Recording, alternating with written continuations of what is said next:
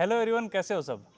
Merchant navy की बात करें तो अपने देश में जितने लोगों को इसके बारे में जानकारी है उससे कई गुना ज़्यादा लोगों को इसके बारे में जानकारी नहीं है।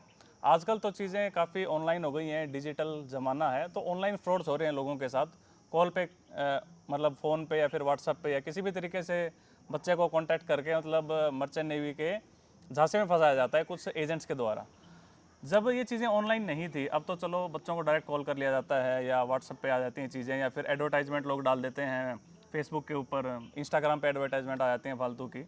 अब तो इस तरीके से फ्रॉड हो रहे हैं। पहले किस तरीके से फ्रॉड हुआ करते थे जब डिजिटल इतना नहीं था ज़माना। मैंने करीब 20 साल DG shipping approved training institute चलाई है, जो कि एसटीसीडब्ल्यू कोर्सेज करवाने के लिए अप्रूवल था जिसका। हमारे एक दूर के रिलेटिव थे, उस समय वो ब्लॉक एजुकेशन ऑफिसर हुआ करते थे। वो अपने बेटे को लेकर के मेरे पास आए कि भाई इनको ये आप वाले कोर्स करवा दो। तो उसमें एसटीसीडब्ल्यू कोर्सेज का जो फीस है करीब 5,000 रुपये होता था। तो मैंने कहा क्यों 5,000 रुपये फीस लगा रहे हो, हमें तो गवर्नमेंट से 16 कैंडिडेट का अप्रूवल मिला हुआ और हमारे 16 होते जा रहे हैं। लेकिन आपको मैं सही गाइडेंस दे रहा हूँ, इन कोर्सेज के बाद कोई भी कंपनी आगे जहाज़ के अंदर तो सर्विस नहीं दे रही है, तो फिर क्यों अननेसेसरी टाइम खराब, पैसा खराब कर रहे हो। बोला 5,000 की बात है, कोई बात नहीं, आप इनको ले जाओ, कम से कम कुछ तो सीखेगा। तो भेज दिया मेरे साथ, बॉम्बे चले गए, उसको कोर्स करवा दिए, वापस आ गया। तो उनके फादर ने सोचा कि मैं उनके बेटे को मर्चेंट नेवी में नहीं जाने देना चाहता, इसलिए मैं नेगेटिव बातें कर रहा हूँ कि आगे ऐसे ही धक्का खाता रहेगा, कोई सर्विस नहीं मिलेगी।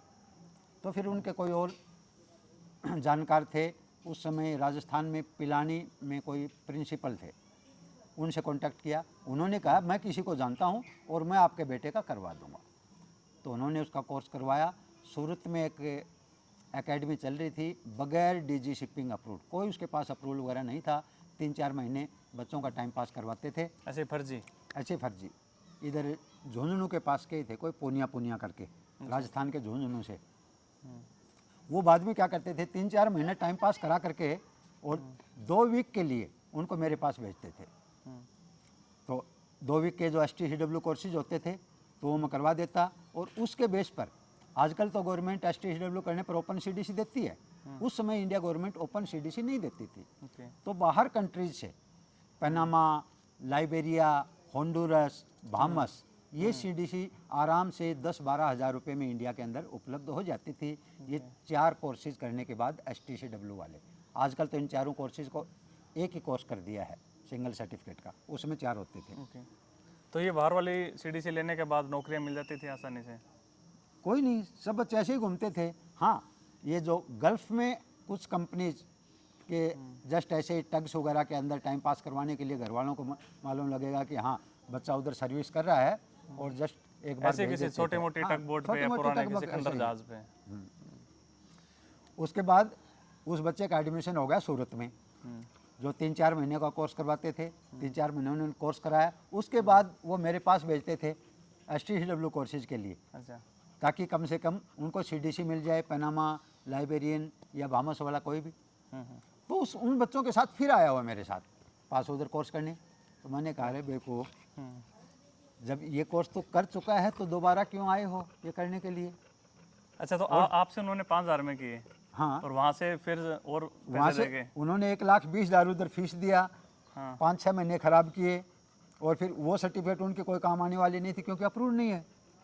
ओके, यहाँ 5,000 में एटलीस्ट जेन्युइन चीज़ तो मिली थी। जेन्युइन तो मिल रही थी, कम से कम ये जो उन बेस के ऊपर ये Liberian, Panama, Marshall, Honduras, Bahamas, ये सीडीसी, इनमें से कोई वो तो मिल जाती। बिल्कुल। वो उसमें गल्फ़ कंट्रीज़ में क्या था, उसमें अगर आपके पास ये एसटीसीडब्ल्यू कोर्सेज हैं और सीडीसी है, ये मिनिमम रिक्वायरमेंट होती थी, और उसके ऊपर किसी न किसी जस्ट टग वगैरह बोट के अंदर उनको भेज दिया करते थे। ओके, तो फिर उसके बाद दोबारा से आपके पास आके उन्होंने फिर से वही कोर्सेज कर लिए। आप फिर से कर ले, नहीं उसके बाद भी वो बोल रहा है कि नहीं सर, इसकी वजह से मेरे उन्होंने 15,000 रुपये कम कर दिए कि आपके वो कोर्स किए हुए हैं।